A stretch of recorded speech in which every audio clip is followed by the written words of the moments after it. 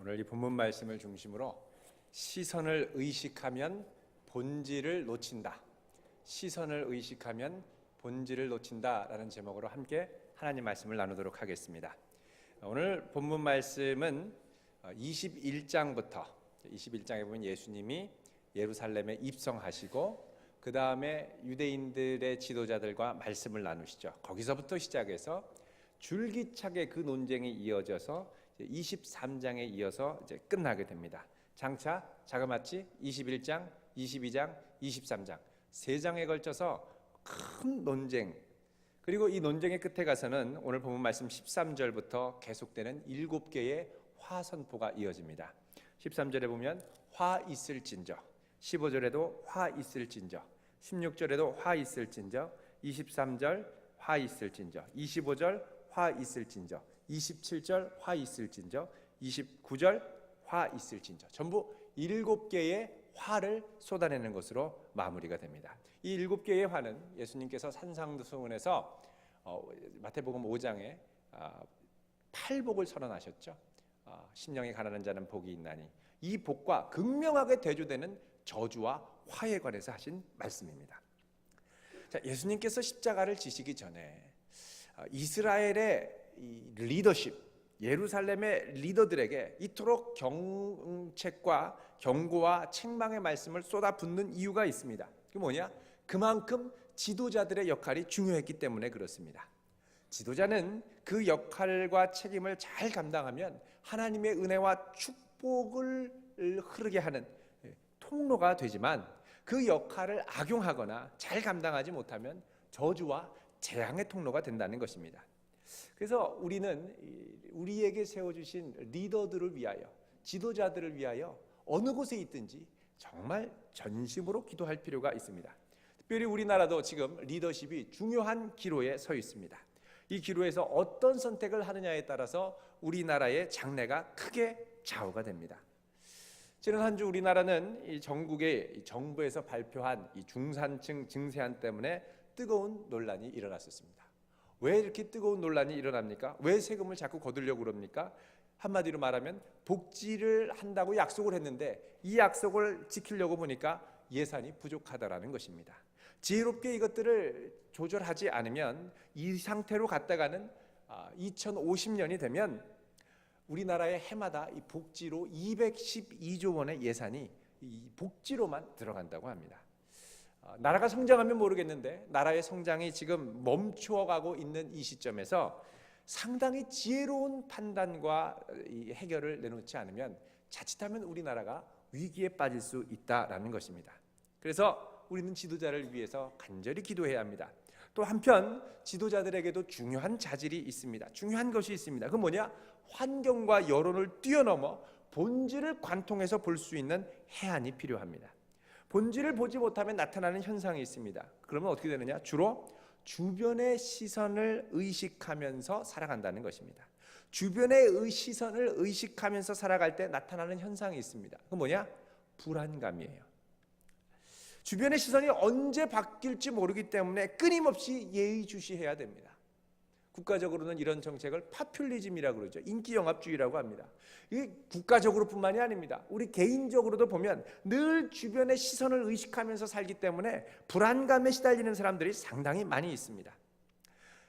내 판단과 내 시선은 옳지 않다고 생각해요. 절대적으로 다른 사람이 옳다라고 생각해요. 그러니까 저들의 시선을 과도하게 의식하다 보니까 과도하게 의지하게 되고, 그러니까 자꾸 불안해지고, 불안하다 보니까 내 스스로 뭔가를 할 수 있는 힘과 용기가 잘 생기지 않고, 그러다 보면 무기력증에 사로잡히고 싶다는 것입니다.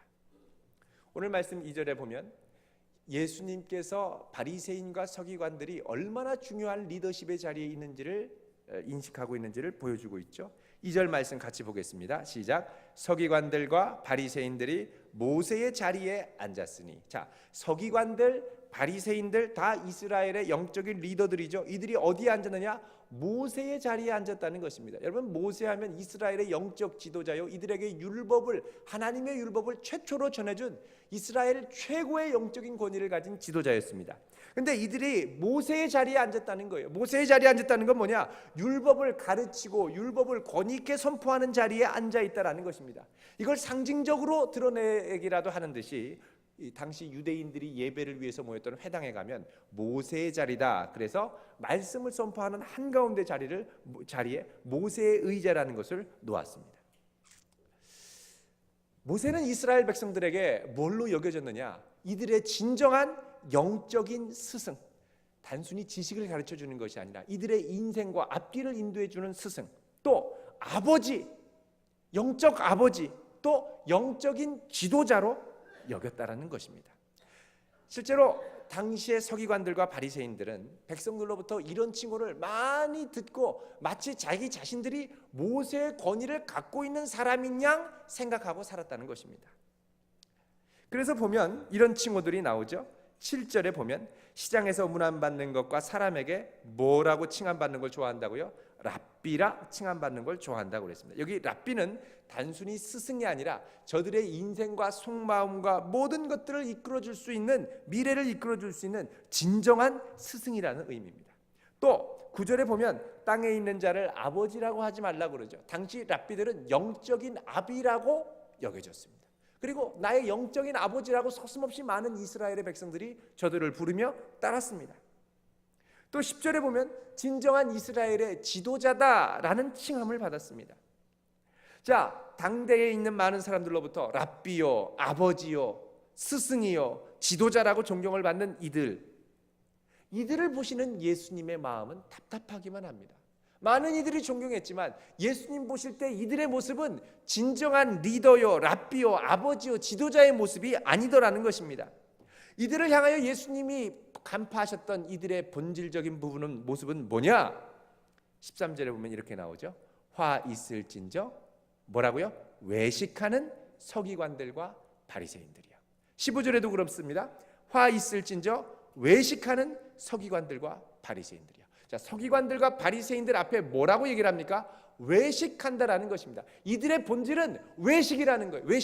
외식은 헬라어로 히포크리테스라고 해서 가면을 쓴다라는 것입니다. 우리말로 하면 위선자죠. 위장한 거예요. 뭘 위장해요? 선한 것처럼 보이는, 아닌 것처럼 보이는, 이상이 있는데 속에 이제 뭐 어떤 모습이든지 간에 하여간 자기를 감추고 가면을 쓴 거예요. 가면을 썼다라는 건 연기한다는 것입니다. 당시 히포크리테스, 가면을 썼던 사람들이 있었습니다. 누구냐? 배우들이었어요. 연극 배우들은 이 가면을 쓰고 늘 연기하면서 살았습니다. 그리고 그 역할에 맞는 가면을 쓰면 그 역할에 맞는 연기를 막 그럴듯하게 했어요.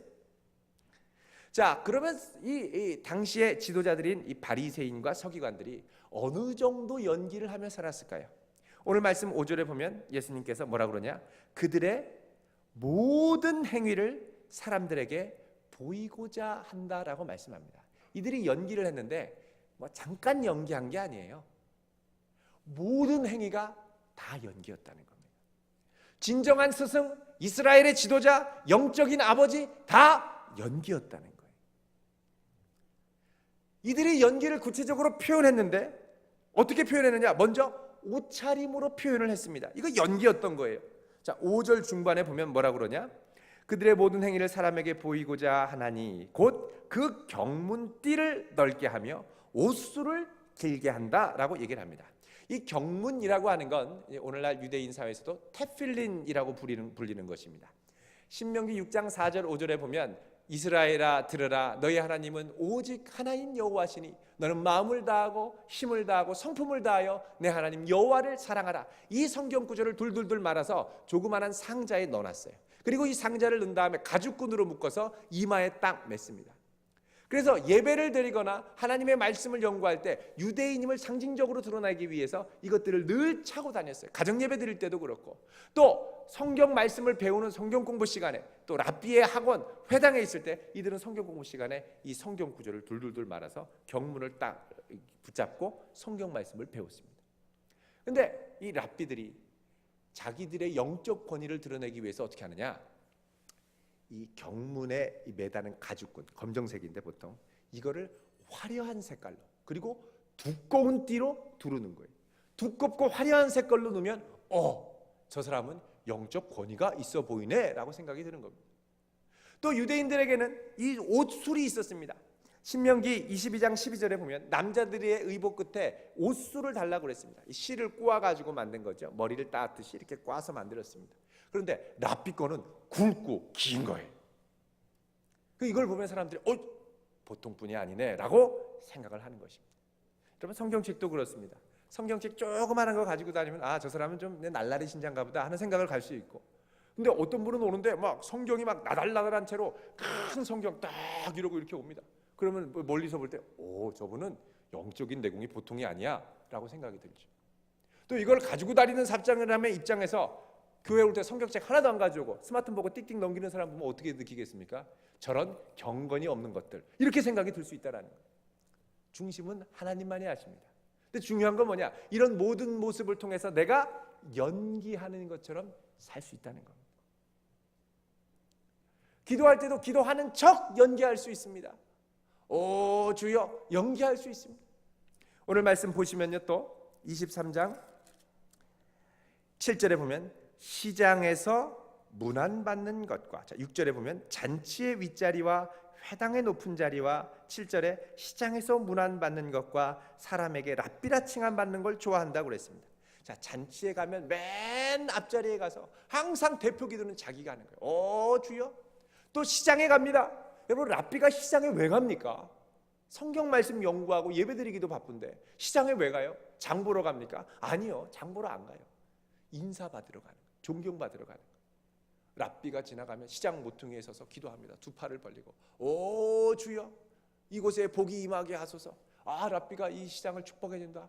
그럼 가서 사람들이 감사합니다 랍비요, 이거 좀 드세요. 먹을 것도 갖다 주고 막 인사하고, 거기에 가서 사람들한테 인정과 칭찬을 받으면 자기 자존감이 사는 거예요.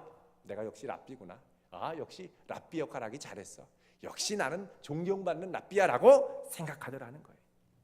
그런데 주님 보실 때는 다 연기더라는 것입니다. 연기. 이들이 사람들에게 랍비라고 칭함받는 것을 좋아한다고 그랬습니다.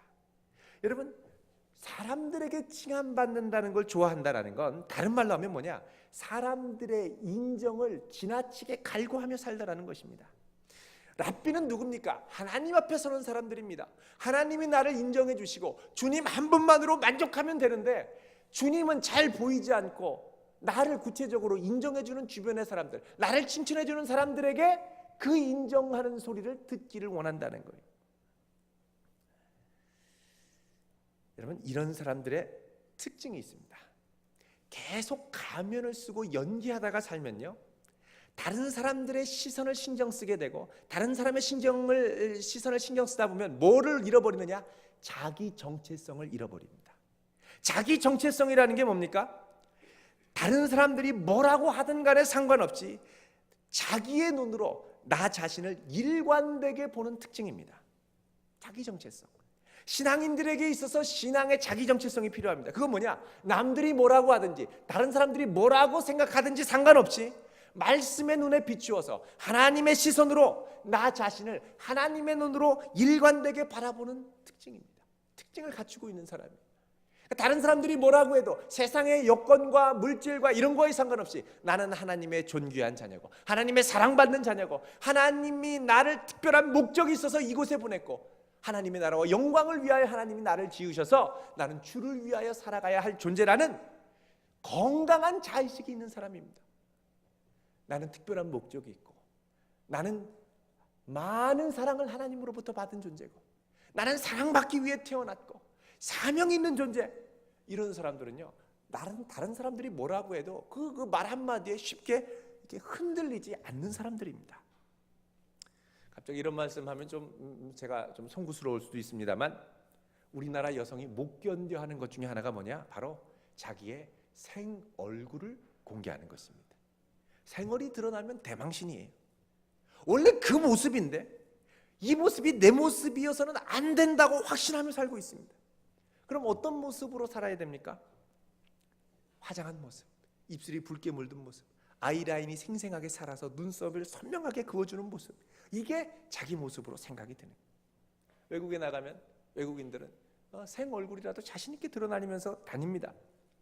우리도 보면 생 얼굴이 이 민낯이 예뻐요. 제가 보면 새벽기도 때 이렇게 보면 예뻐요. 수련회도 가서 보면 예뻐요. 그런데 본인이 못 견뎌 하는 경우가 많아요. 물론 다른 사람 볼 때 막 불편하게 하면 안 되겠지만 다른 사람의 시선에 민감해지다 보니까 자꾸 다른 사람의 시선을 의식하면서 다른 사람의 누가 나를 보나 안 보나를 너무 민감하게 바라본다라는 겁니다. 미국 일리노이 주립대학의 한 심리학자가 연구를 하고 이런 결론을 내렸습니다. 한국 사람들이 행복을 느낄 때가 언제냐라는 거예요. 많은 사람들이 돈이 있으면 행복하다고 생각했습니다. 근데 돈 많은 사람들을 인터뷰했더니 행복하다고 하는 사람들이 별로 없는 거예요. 이게 어떻게 된 거냐? 알고 보니까 자기가 행복을 느낄 때는 언제냐? 끊임없이 다른 사람과 자기를 비교하면서 남들보다 비교 우위에 있을 때 행복하다고 느끼는 거예요. 남을 이기거나 남을 짓밟거나 다른 사람을 경쟁해서 따돌리거나 비교 우위에 있으면 행복하다고 느끼는 거예요. 그래서 한국 사람들이 하는 것 중에 하나가 뭐냐? 자기와 자신과 비교할 사람들을 찾는 거예요. 그렇게 찾으면 끊임없이 그와 비교하는 거예요. 우리가 흔히 하는 말 중에 어떤 말이 있습니까? 남들 보기에 부끄럽지 않게 산다고 그럽니다. 남들을 의식하면서 남들 보기에 부러워하는 삶을 살고 싶어 하는 거예요.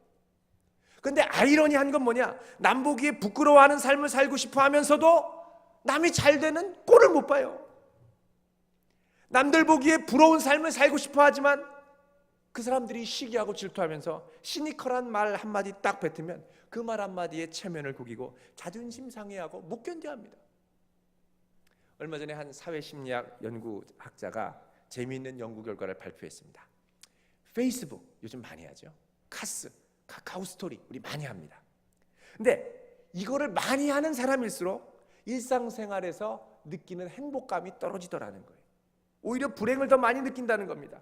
그 이유가 뭐냐 봤더니 자기 친구와 이웃과 늘 비교하는 거예요. 자, 이번 여름 카카오 스토리 많은 분들이 휴가 가서 멋진 사진과 재미있는 풍경들을 남겼습니다. 맛있는 음식들을 막 남겼습니다. 얼짱 각도로 예쁘게 해서 막 찍었습니다. 새로운 옷, 멋진 수영복 이렇게 탁도 찍었습니다. 뒤에 바다가 착 찍었습니다. 자, 막 봐요. 여보, 우리는 바닷가 안 가고 뭐 하는 거야? 옆집은 바닷가 갔다는데. 아, 쟤네 집은 저거 가서 저런 거 먹네. 우리도 이거 먹어야지. 아이고, 저 집 차가 저거네. 저거 우리 차 빨리 바꾸자. 언제 바꿀래? 자꾸 보면서 어떻게 해요? 부러워하는 거예요. 막 어떤 분은 분노하고 남들 카카오 스토리 보다가 대판 싸움이다. 다 멋있어 보이고 다 행복해 보이고 아름다운 곳에 간 것 같고. 자, 이런 거 갖다 보면 일상생활에 늘 그런 거 아니죠. 사실은 사진만 예쁘게 찍었지 보통 사진 찍고 나서 대판 싸우는 부분들도 많아요. 거의 여행지 가서 저렇게 이렇게 가끔씩 가서 보면 여행 갔는데 밥 먹다가 싸우는 거예요. 여러분, 다른 것들을 자꾸 이렇게 비교하다 보면 자꾸 자기 스스로 나는 이게 뭔가 하는 생각이 들고 분노하고 결국 행복감을 덜 느끼게 된다는 것입니다. 어떤 분들은요, 이 SNS에 이제 자기가 올린 글을 얼마나 많은 사람이 좋아요를 찍었는가 이거에 목숨을 거는 거예요. 옆집 그 사람들은 좋아요가 10번이었으면 나는 12번은 찍어야 남들보다 좀 낫다고 생각하는 거예요. 다른 사람들이 더 많이 공감을 해줘야 내가 옆집보다 더 행복하다고 느끼는 거예요. 그러면 인터넷에서 유명한 사람이 되고 다른 사람들도 나를 인정해 준다라고 생각이 드는 거예요. 자, 이처럼 자기 정체성이 다른 사람의 시선에 대해서 자꾸 좌지우지 되다 보면 사람들의 인정과 칭찬을 갈구하며 사는 인생으로 서서히 우리의 방향이 바뀌기 시작합니다. 그렇게 되면요, 우리의 선택과 방향이 불분명해져요. 자, 자기 정체성이 없으면 뭐가 어려워지느냐? 선택하기가 너무 어렵습니다. 이걸 해야 될지 저걸 해야 될지. 왜요? 이걸 하면 저희들이 나를 어떻게 볼까 고민되고 저걸 하면 저 사람들이 나를 어떻게 볼게 하고 이거를 하면 양쪽에서 다 어떻게 될까 생각이 들고. 여러분, 이럴 때 우리를 안정적으로 잡아주는 선택의 기준이 뭐냐? 대세입니다. 대세. 남들 다 그렇게 하는 것. 대세를 따라가는 거예요. 자기가 누군지도 모른 채로 무조건 남들이 인정해주는 대세를 쫓아가는 겁니다. 대세를 다른 말로 하면 안정적인 길이죠. 내가 하고 싶은 것, 내가 재능 있는 것, 내 마음에 정말 가슴을 뛰게 하는 것, 이런 거 별 상관없습니다. 그죠? 다른 사람들이 인정해주는 길만 가면 되는 거예요. 자, 다른 사람들이 인정해주는 안정된 길을 갈 때 요구되는 자질이 있습니다. 그건 뭐냐? 튀면 안 돼요. 튀면 안 돼요. 그러니까 어떻게 해요? 그냥 묻혀가는 거예요. 자, 이쯤 되면 내 인생의 미래를 스스로 결정하기가 너무나 어려워집니다. 내가 정말 원하는 게 뭔지 모르겠어요. 그래서 많은 젊은 청년들과 상담을 하고 코칭을 하다 보면 이들이 이구동성으로 하는 말이 뭐냐? 뭘 해야 될지 모르겠다. 내가 좋아하는 게 뭔지 모르겠다는 거예요. 왜 내가 좋아하는 게 뭔지를 모르겠습니까? 다 다른 사람들이 인정해주는 길만 가려고 했기 때문에 그래요. 대세를 따르려고 했기 때문에 그래요. 다른 사람들의 시선을 인식하며 살았기 때문에 그래요. 그러다 보니까요, 내가 하고 싶은 걸 쉽게 포기하게 되고 안정적인 길로만 가다 보니까 그것만 하면 된다고 생각해요. 그러면 어떻게 되느냐? 그거 할 힘도 없어져요. 이것도 재미가 없어지고 점점 무기력해져요. 무기력해지면 삶의 의미와 이 느낌이 없어지는 거예요. 그럼 어떻게 되느냐? 그러다가 어느 순간 남들이 인정해주는 그 말이 독이 돼서 돌아올 때 휘청거립니다. 우울해지기 시작해요. 우울증을 느끼기 시작해요. 환경은 다 좋은데 그 환경이 남들 보기엔 행복한 환경인데 막상 그 환경에 가보니까 나는 행복하지 않아요. 왜요? 남들 기준에 맞춰 살았기 때문에. 내 기준은 아닌 거예요. 안정 속에 나의 뛰는 가슴을 묻어버리면 어떻게 됩니까? 점점 무기력해집니다. 이렇게 절대적인 기준 없이 다른 사람들 시선을 의식하며 살다 보면 우리에게 기준처럼 다가오는 게 있습니다. 그게 뭐냐? 돈이에요. 돈. 돈은 어느덧 우리 마음에 절대적인 기준으로 자리 잡았습니다. 왜요? 남들이 다 보는 시선이 다른데 어디에 맞출지 모르겠어요. 그래도 남들이 인정해 주는 건 딱 하나예요. 돈이 얼마나 되느냐. 여러분, 꿈과 사명을 따라갈 때 돈이 따라오지, 돈에 맞추어서 나의 꿈과 사명을 접는 것은 이 순서가 바뀐 것입니다. 결국 시선을 의식하다가 본질을 놓치게 되는 거예요. 여러분, 지난주 증산층, 이 증세 문제 때문에 이제 막 말이 많다가 그 다음에 사회적인 이슈가 새로운 시선으로 바뀌었습니다. 그럼 뭐냐? 그건 뭐냐? 누가 과연 대한민국의 중산층이냐 하는 겁니다. 다들 막 이 뉴스가 터진 다음에 나는 중산층이 아니야, 나는 서민이야, 막 이러고 막 너무너무 괴로워하더라는 거예요. 근데 재밌는 건 뭐냐? 중산층의 기준을 돈, 소득으로 나누는 건 우리나라가 거의 유일하더라는 것입니다. 우리나라 정부에서 추진하는 중산층 이러면 뭡니까? 적어도 아파트 몇 평짜리에 차가 어떤 차가 있어야 되고 어느 정도의 월급이 있어야 되고 이걸로 나눕니다. 그런데 프랑스 정권이 집권을 하면서 추구했던 중산층의 기준이 뭐였느냐? 외국어를 한 개쯤 하면서 다른 나라와 사람들과 교류할 줄 알고 스포츠를 즐길 줄 알고 다룰 줄 아는 악기가 하나 있도록 만들어야겠다. 이게 그들이 정의 내린 중산층이었습니다. 미국 공립학교에서는 중산층을 뭐라고 가르칩니까?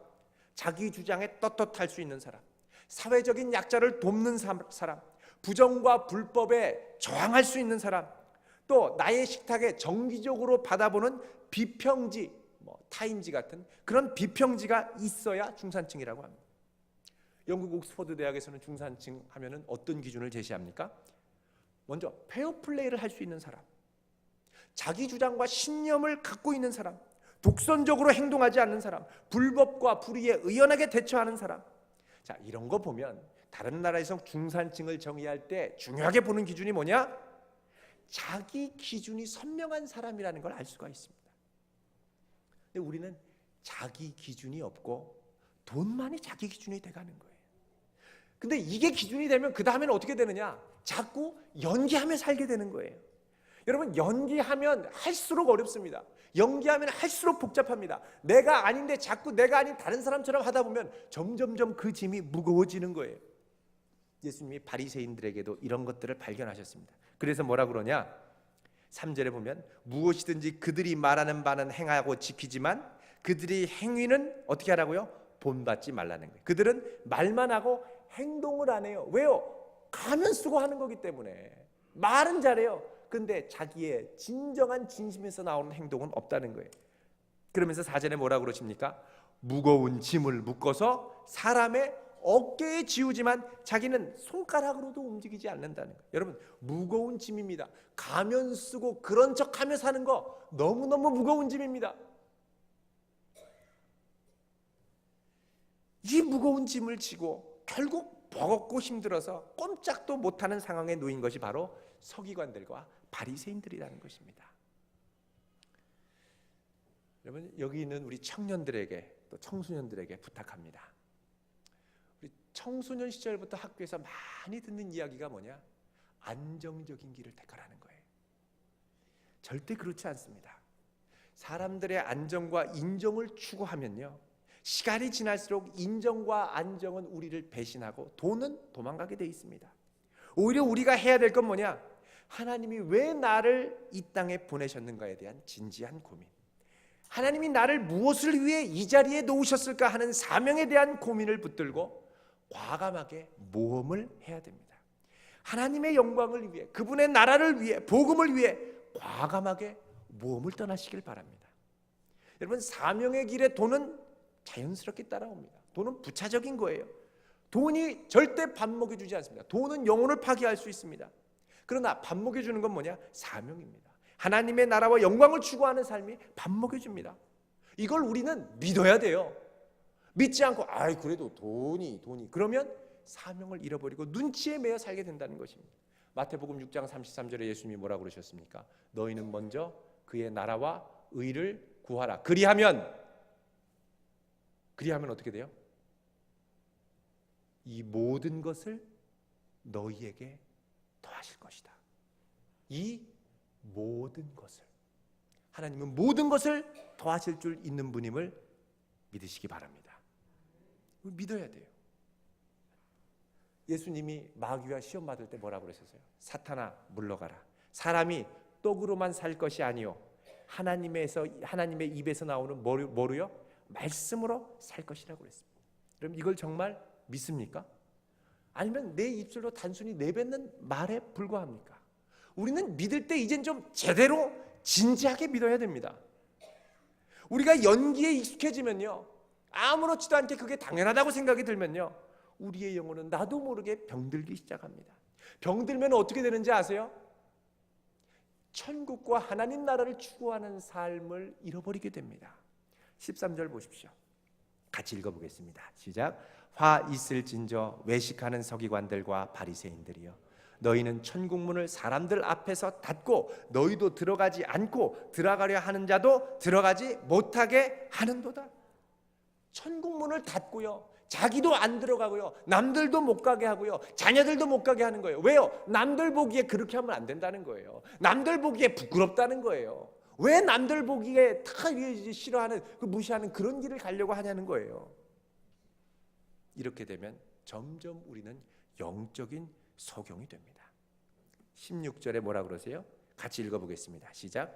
화 있을진저 눈먼 인도자여, 너희가 말하되 누구든지 성전으로 맹세하면 아무 일 없거니와 성전의 금으로 맹세하면 지킬지라 하는도다. 자, 화 있을진저 그다음에 뭐라 그러냐면 눈먼 인도자여, 이미 소경이 됐다는 거예요.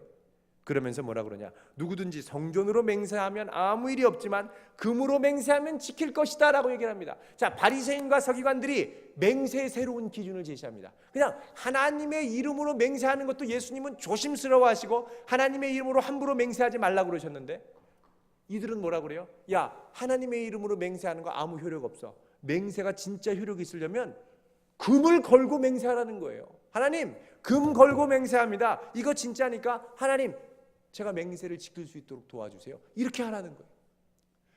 벌써 바리새인과 서기관들도 인생의 절대적인 기준이 뭘로 바뀌기 시작합니까? 금으로 바뀌기 시작하는 거예요. 돈으로 바뀌기 시작하는 거예요. 근데 예수님은 뭐라고 그러세요? 그게 아니라는 거예요. 21절에 보면 성전으로 맹세하는 자는 성전과 그 안에 계신 분 하나님으로 인하여 맹세하는 것이고, 22절에 하늘로 맹세하는 자는 하나님의 보좌와 그 위에 앉으신 이로 맹세하는 것이다.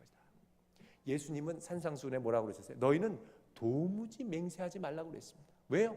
우리는 하나님 앞에 맹세를 지킬 수 없는 연약한 존재이기 때문에 오직 주님을 의지하면서 할 수 있는 것은 하겠습니다, 아니면 안 하겠습니다, 순종하며 살라고 예수님이 말씀하셨습니다. 여러분, 바리새인들도 이미 연기하다 보니까 눈먼 소경이 되고 결국은 돈을 붙잡고 사는 인생으로 바뀌더라는 것입니다. 여러분, 남들과 비교하면 좀 뽀대나게 살고 싶을 수 있죠. 이렇게 폼나게 살고 싶을 수 있죠. 그러나 남들이 보기에는 언제나 남들의 시선일 뿐입니다. 더 중요한 건 뭐냐? 하나님 앞에 나는 무엇이고, 하나님 앞에 나는 어떻게 서 있고, 주님께서 나를 부르실 그날까지 나는 어떻게 그분의 나라와 영광을 위해 살 수 있느냐, 이것이 무엇보다 우리 가슴에 충만하기를 축원드립니다. 기억하십시오. 다른 이들의 시선을 의식하며 살다가는 반드시 본질을 놓치게 되어 있습니다. 우리의 갈 길 다가도록 예수 인도하시니 이 주님 손잡고 주여 부르신 곳에 서 있게 하옵소서. 믿음으로 나아가는 복된 성도 되시길 주님의 이름으로 축원드립니다. 이 시간 시선 함께 찬송 부르고